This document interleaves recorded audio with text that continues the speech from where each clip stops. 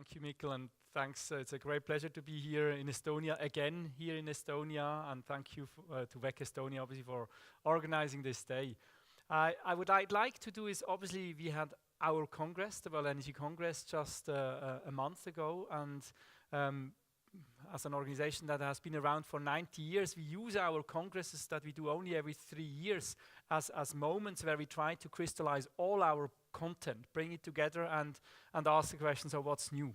And there is a lot of new things. And what I'd like to do over the next 35 minutes is to give you a sense of what has been different this time when we prepared content, and also to bring it back to some of the tension points that we saw at the Congress that brought together over 5,000 participants, 56 ministers plus 4 heads of states, and you can imagine a lot of OPEC was there, a lot of electricity innovation was there. You can imagine those were really very big different perspectives that came together, and I tried to bring it back first to what is the content news, what are the frictional issues that we saw at the Congress, and then conclude.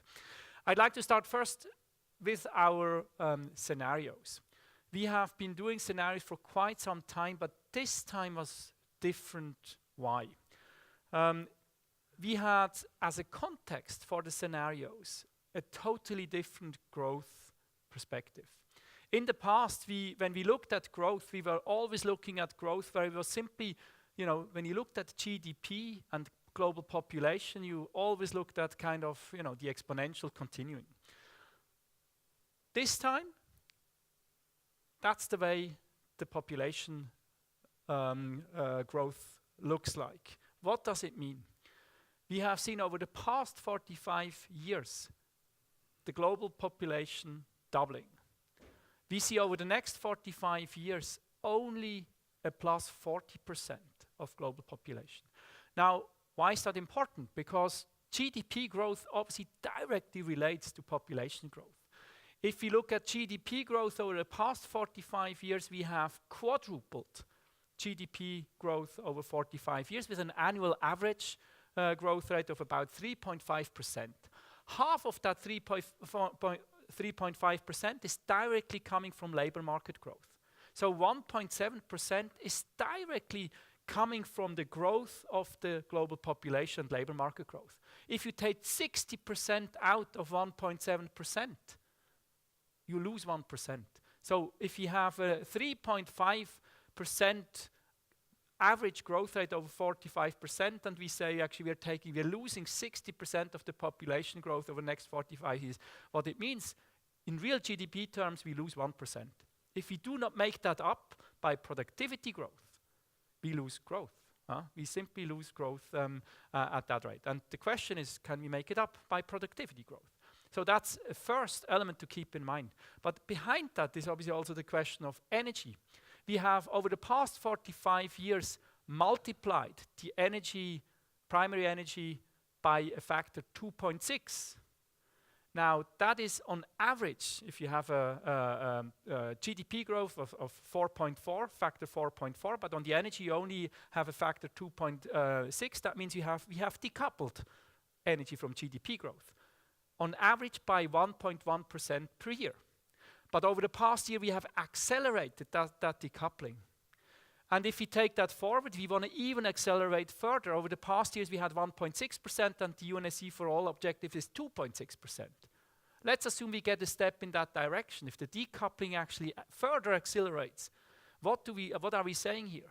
We are saying not only are we at risk of losing 1% of what has been average growth, 3.5% over the past 45 years, but on top of that, we decouple energy from GDP growth at an even greater rate than over the past 45 years, which obviously leaves us with the question, what happens to energy demand? And energy demand will peak sooner or later. And we are saying before 2030 when it comes to primary per capita energy demand. And that's the first very, very different things we are saying we have never said before. But that just provides a tough context. So we are going into a future where energy demand is not just, the growth is not just taken for granted. Underneath that, we have a grand transition of the energy sector itself.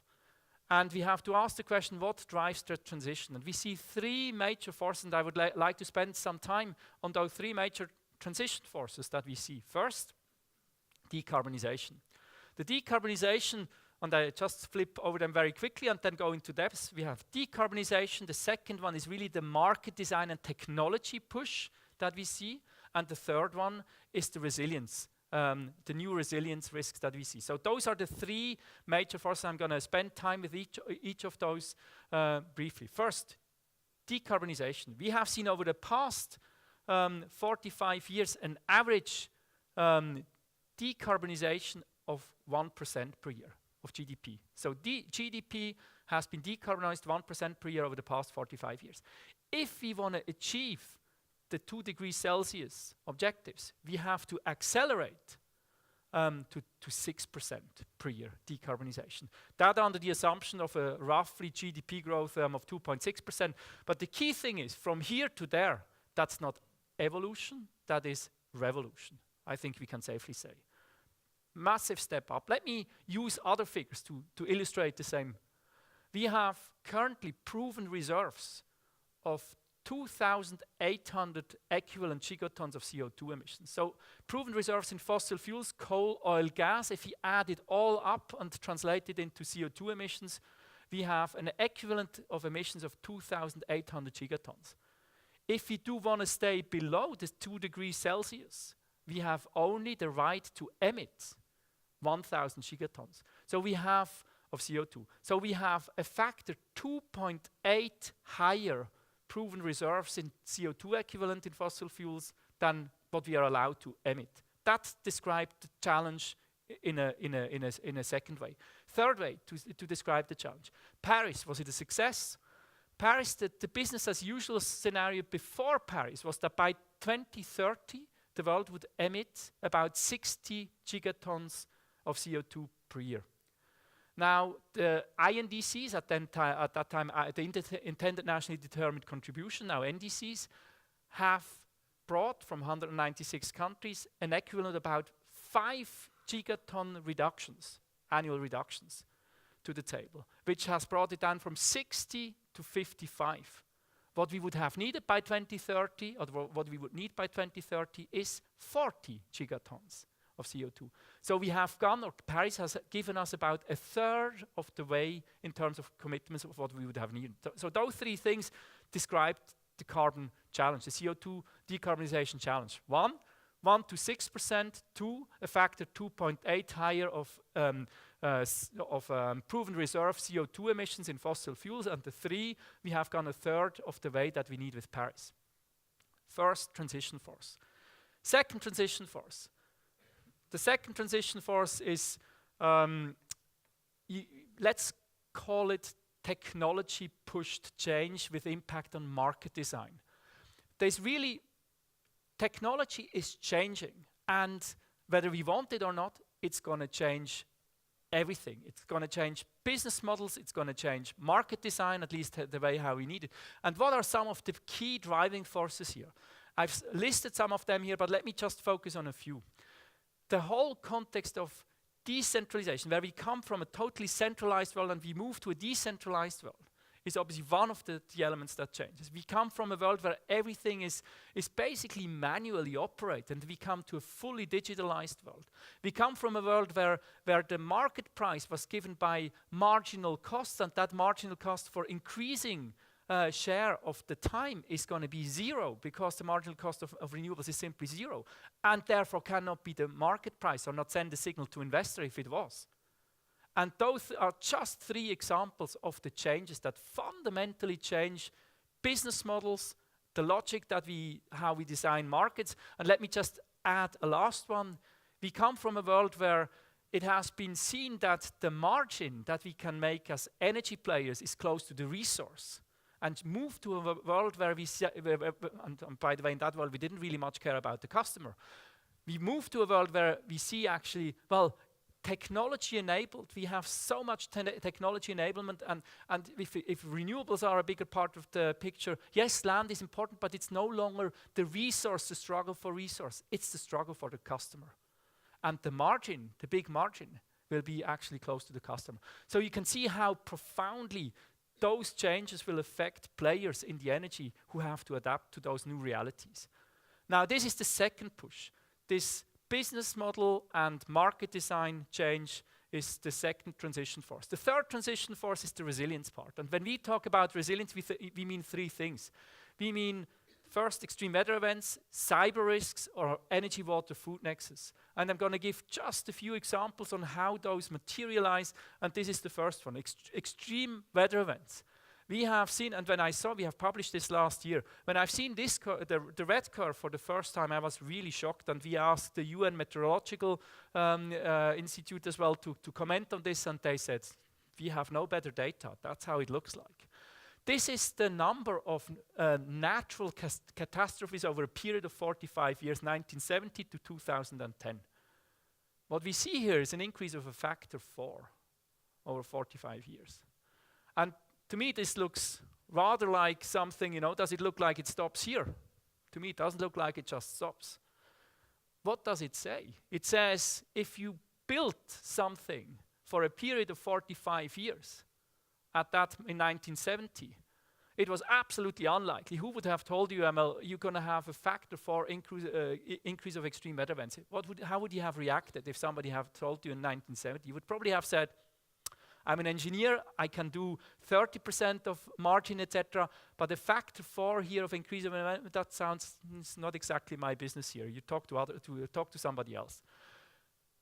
We had, I think, what was the unlikely yesterday has become a reality today. And what this suggests is what is today's unlikely is tomorrow's reality again when it comes to extreme weather events. And we better make sure we understand what it means.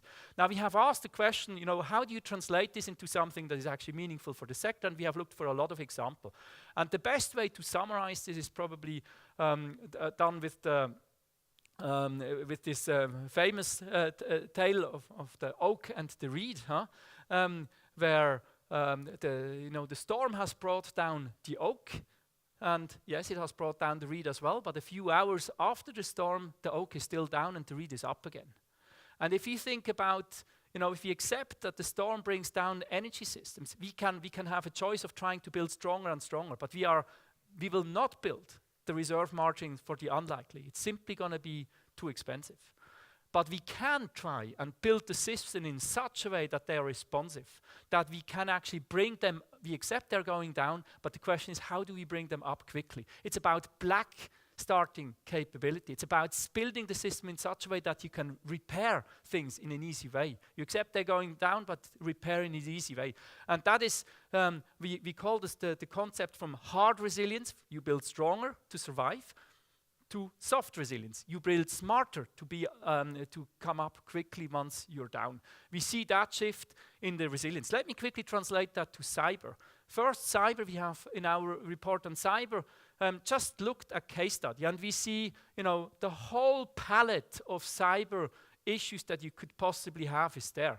We have seen, power plant design data stolen, hardware destroyed, massive damage of industrial equipment to 80,000 people blacked out, and you have seen what happened in Finland just a couple of weeks back. The whole palette of potential impacts on the cyber side is already there. We know it can happen. Now, how do you prepare for that?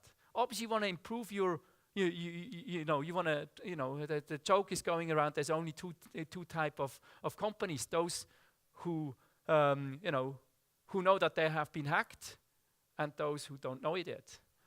And I think what we are really saying is if you want to improve cyber resilience, we not only have to, can we build for the unlikely here? Perhaps we can, perhaps we can't. If we can't, we have to adopt the same thinking as we do on the extreme weather side. Soft resilience, what does it mean? Now, that's not a trivial thing. If I said black starting capability, just think what it means if it's black brain starting capability. If your systems are down and your critical system knots to bring them up, they're actually black brained. You have to find a way to remaneuver them up, and that's not a trivial thing. So what we are saying, I think what I tried to show here, the context is different in terms of growth. And underneath that changing context, we have a triple transition driven out of three forces: the decarbonization first, then the new market design and new technology push second, and then the resilience push in three areas: cyber, extreme weather, and energy, water, food nexus. I'm gonna, in the next part, I'm gonna show you how the global, is this just, are we just saying this, or is there a reality to that? I'm gonna show you our issues monitor that actually measures what people think around the world about those issues. One word about issues monitor. This is the issues monitor. Don't try to read it all. I'm going to bring it to life. You cannot read it probably from where is it, but for those who have never seen it, those are 40 issues, roughly 40 issues that really, if you're in energy, this is your vocabulary, your key vocabulary about, if you're a scenario builder, those are your drivers in scenarios. So this is the key words in energy that cover geopolitics, the technology space, the market dynamics. Those are the key issues that you have to familiarize with. And we every year ask about 1,200 energy leaders in 90 countries to respond to a small survey to help us, put those into a certain order. In an order that is characterized by first impact, high impact, low impact, uncertainty, high uncertainty, low uncertainty, and then time. How quickly will this hit us? And a big bubble is very close, a small bubble is still far away. And so how to read this? What is high uncertainty, high impact are the insomnia issues, are those issues that keep energy leaders most awake at night. High impact, high uncertainty, how do you deal with those? High impact, low uncertainty, you're sure that those are important things that are going to happen. That's what the issues that keep you most busy at work. And then obviously we can look at a lot of issues, how do things evolve over time, and I'm going to show you a few of those examples. First, let me start with the insomnia issues. Globally, this is global map. We're going to look at some of the regional and then also an Estonian map. Global issues, what is on the top of the agenda? Economic growth, is a key issue. Climate framework uncertainty, commodity price, and then regional integration. So already here, the growth context, we have spoken about the new normal in China. The growth context, we already are seeing this as a key factor that keeps us, that has high impact. We are recognizing this is changing. And the question behind that is just only a transitionary phenomenon, or is it actually going to stay? Is it going to be, for now, G20 and most of the organizations behave as we can bring it back to 4% and beyond, right? And then always the wake-up call, not now, later. Is it a new reality? Is it a new normal? I think if you look at the population growth scenarios, you can argue, I've made the point already, that actually it would be wise to think this could be a new normal for the world. Climate framework, uncertainty is what was up here. It has come down in terms of uncertainty, and yet we can ask the question post-Trump, is the uncertainty going up again? Commodity prices, I think not much to be said. They have been as volatile as never before, mostly oil, but also gas. We have seen it in other areas too. Regional integration, really interesting to see regional integration in all the region is seen as being part of the solution, and we can probably, this is a good issue to pick up in the discussion afterwards. Let me quickly look at the key action items. Renewables energy efficiency, obvious part of the solution everywhere. Energy subsidies and electricity prices, also part of the challenges, the action items here, I think. Electricity prices uncertainty, price uncertainty, and the question how you deal with subsidies that are still there, that you want to get rid of, etc. Talent, the fact that we deal with so much complexity, where do you get the talent from that actually can combine the thinking on resilience issues, the kind of innovation side, the understanding on the climate decarbonization, and translate all that in the new business models that we need. Where do you get that talent from? You have to develop it. Seen as a big issue. How have things changed? I'm going to show two slides. First, with all the issues that have most dramatically moved up, and then over the past 5 years, and then with those issues that have most dramatically moved down. The upwards moving issue, electric storage, digitalization, market design, decentralized system. I made the case already.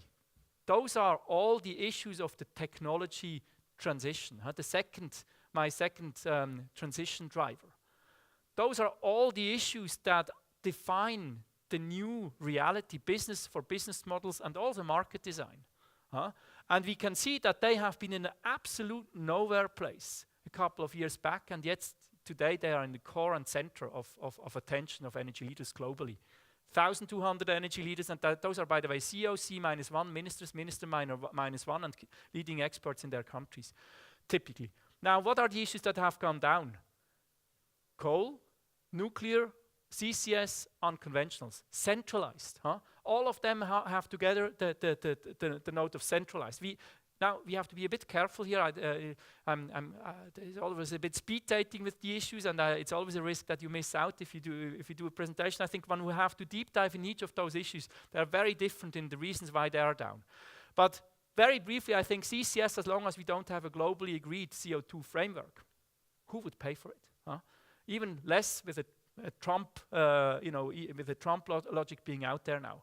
Unconventionals is down as a result of commodity price context and may go up if commodity prices come back. Nuclear is a longer story. Coal obviously is one that suffers from the CO2 outlook. Now, what about resilience? The one issue I've not spoken about, I think I've spoken about all the growth context, the technology, the CO2 push, but what I've not spoken about is resilience.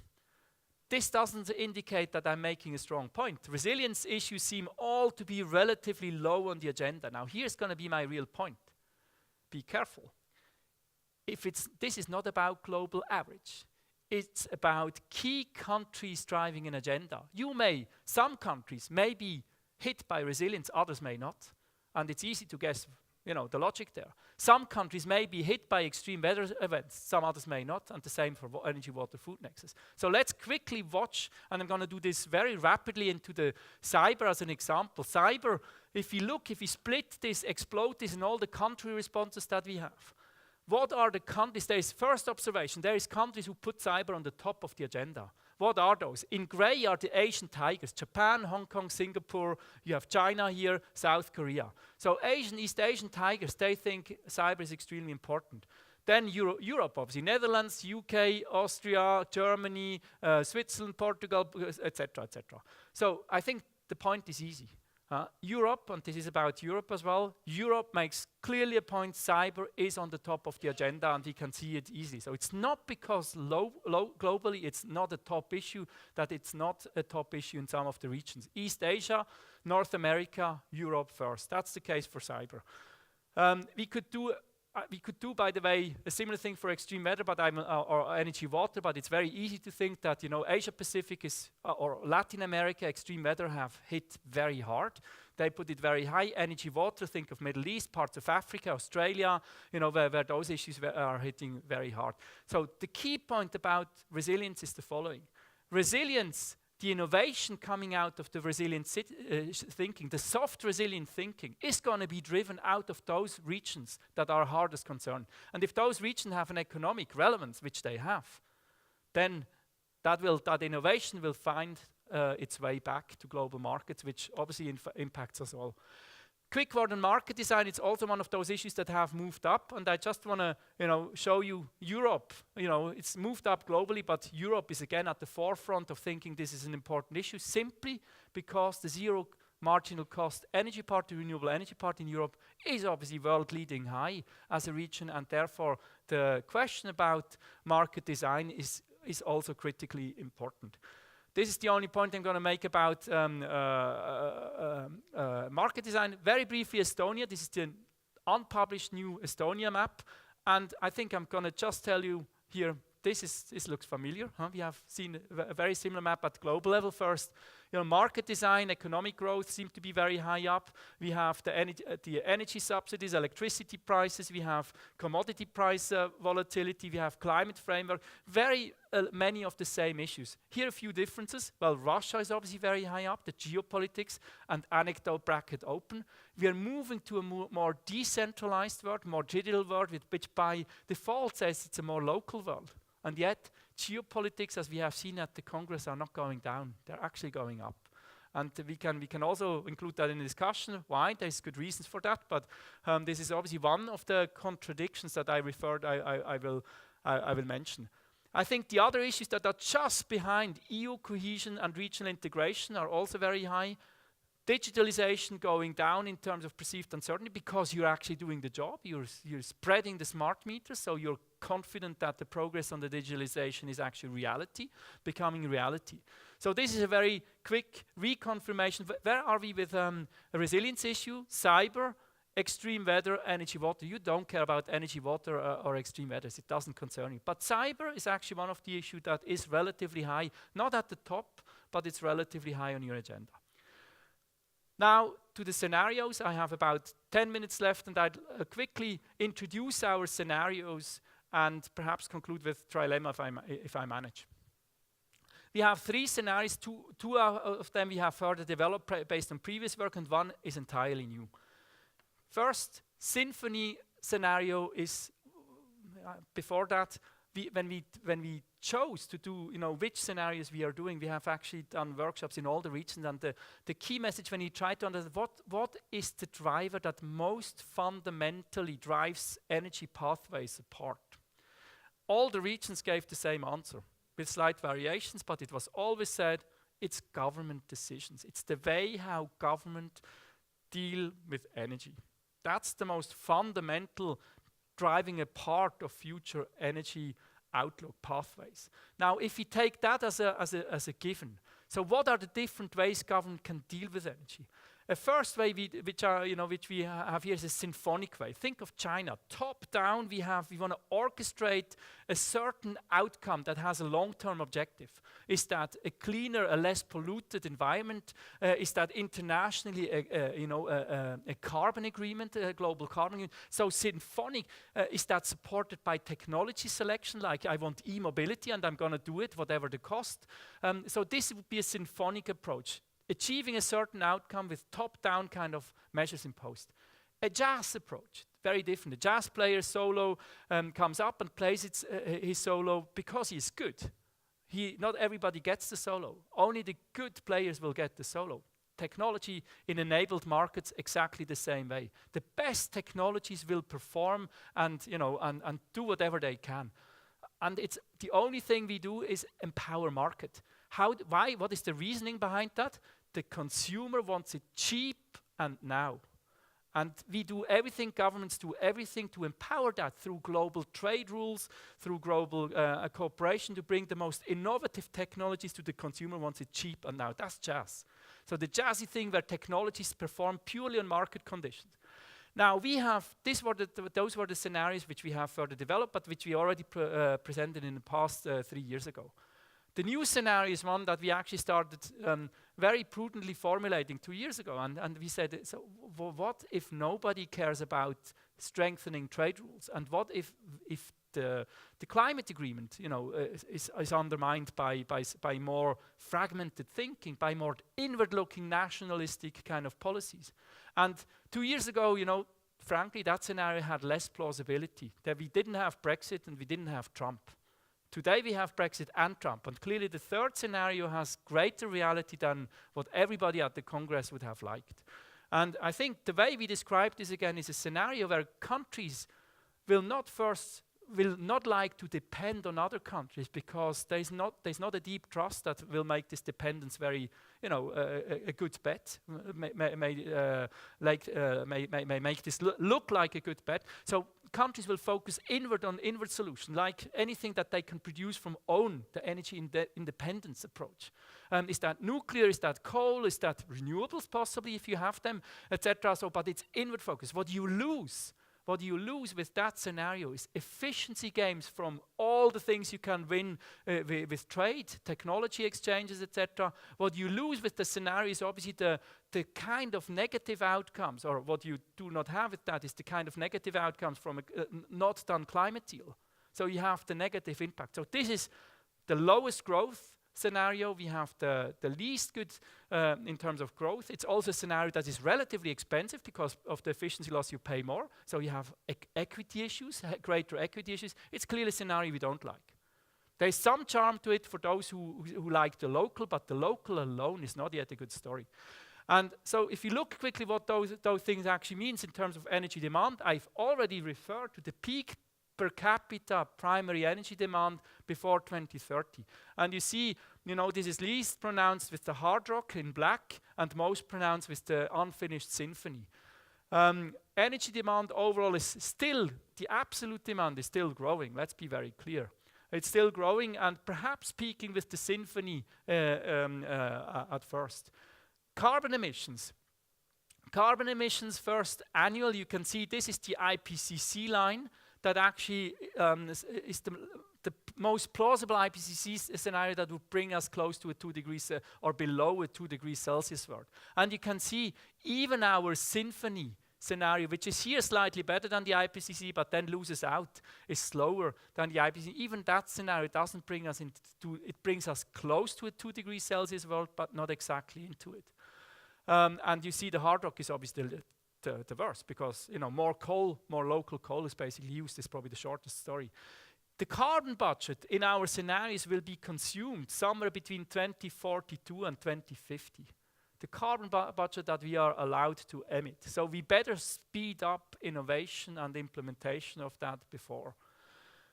Energy intensity and fossil fuel share. The fossil fuel share is going down, and probably the most interesting thing to observe here, we accelerate the going down of the fossil fuel share. So the fossil fuel share, we have over the past 45 years decreased fossil fuel share by 5% to what today is about 80%, and we decrease it to between 50 and 70% in the next 45 years. So that is a significant acceleration. I'm accelerating too because I see my end is coming, my time is coming to a rather end. Coal demand, except for the, I wanted to say for the Trump scenario, except for the hard rock scenario, we are already peaking in coal, in global coal. Oil demand, we have seen what happened. We have announced that oil demand is going to peak soon, and we have not heard that from OPEC, but just last week, and OPEC was very prominently present at the Congress, just last week I think OPEC has reacted to that and said oil demand might peak in just over a decade, says OPEC last week in FT. So that was probably news that you wouldn't have heard last year. Clearly it's become reality as of this year. Nuclear and natural gas. Natural gas is the only fossil resource that is still growing. And nuclear, is growing most steadily in symphony. Nuclear is a symphonic technology. It doesn't survive easily, or not as, it also actually grows in jazz, but much less. You have seen the UK example. Symphonic means the UK government has given a guarantee for a minimal payment to nuclear, and that was the only way how nuclear actually would be built in the UK. That's symphonic intervention. And that is the reason why in symphonic we see more nuclear than in a jazz world. Wind, solar, short story, very steep growth. The question is how steep, and the warning is we have always underestimated solar, and I'm not saying we are not doing so this time, very difficult. Solar has exceeded our expectations systematically. Now, I want to bring it back to policy very briefly, and I realize I only have 2.5 minutes left, but I want to start with saying, well, traditionally, I think many countries have looked at energy policy like Maslow looked at human needs and said, well, there's a basic thing that you want to deliver first, and only then do you go to next, and only then do you go to the higher needs. The first thing is you want to deliver access of energy. Without access, nothing else matters, right? And if you have access today, you want to deliver access tomorrow, which is energy security. And only then do you care about environment. That was the kind of, and you hear still of that narrative. The question, this is a legitimate narrative, but is it strategic? We are saying absolutely not. It's legitimate, but it's not strategic. In order to be strategic, you have to balance those three things at all times. You have to make sure that at all times, instead of being China and needing to turn around the big damper of the big steamer now with so much coal invested now at a very high cost, having invested in a more balanced way at the early would have been probably a cheaper way to achieve the objectives.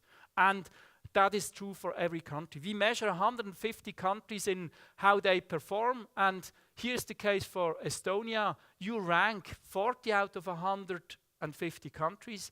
Your rating in the three dimensions is energy security, equity, and environmental sustainability. In energy security, you rate A, rank 22 out of 150.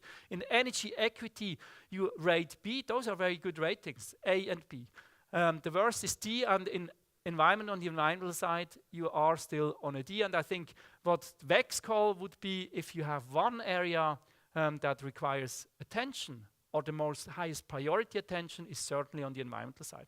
I'm going to conclude, and I have 40 seconds to do so, I'm going to conclude. So what were some of the key tensions points and some of the key takeaways?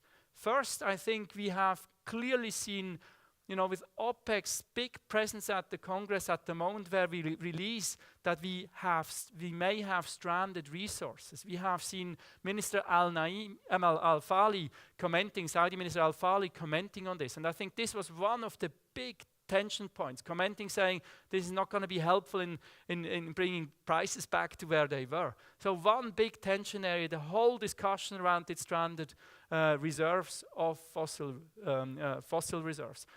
This is the first year where we hear OPEC taking position. It's the first year where we hear OPEC saying there is a peak demand in the 30s. Second tension area has been the whole question of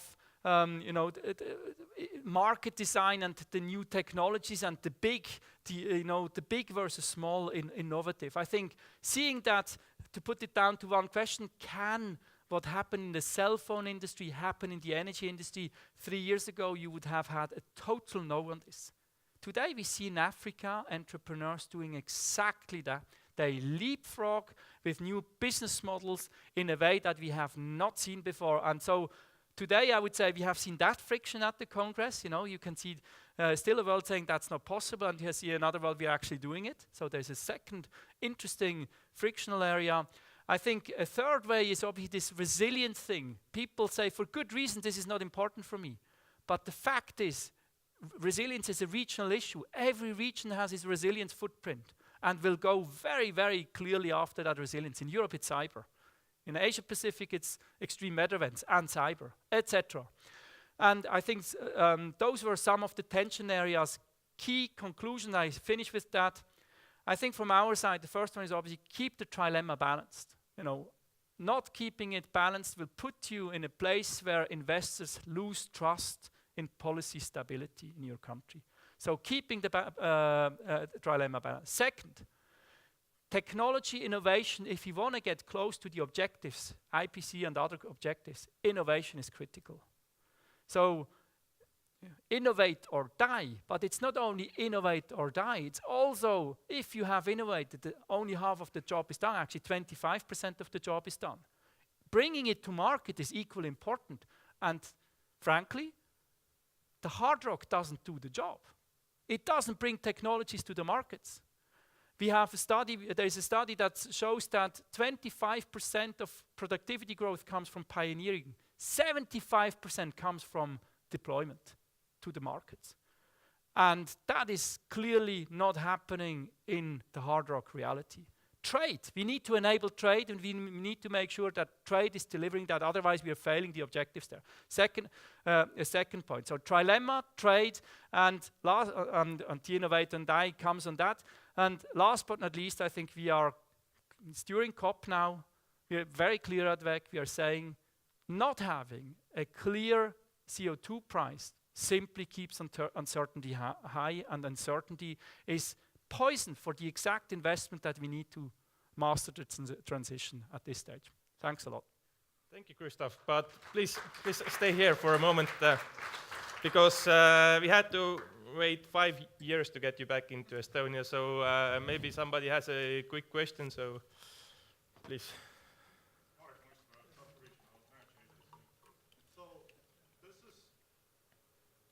Thank you. So one of the aspects of the age where we are living is we see lots of